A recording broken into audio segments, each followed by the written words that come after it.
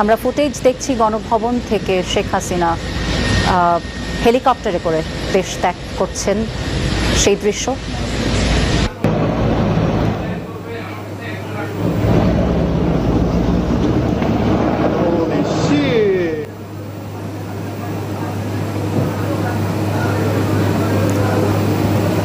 হেলিকপ্টারে করে তার দেশ ত্যাগের দৃশ্য ধারণ করেছে সেই ভিডিও ফুটেজটি আমরা দেখছি।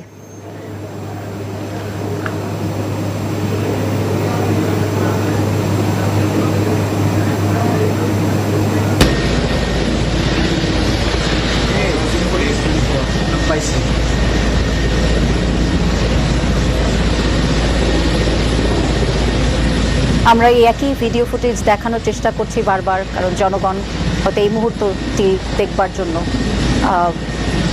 অপেক্ষা করছিল। কিছুক্ষণ আগে আমরা সেনাপ্রধান ওনার বক্তব্য শুনছিলাম। উনি প্রধান সব রাজনৈতিক দলের নেতৃবৃন্দের সঙ্গে বসেছিলেন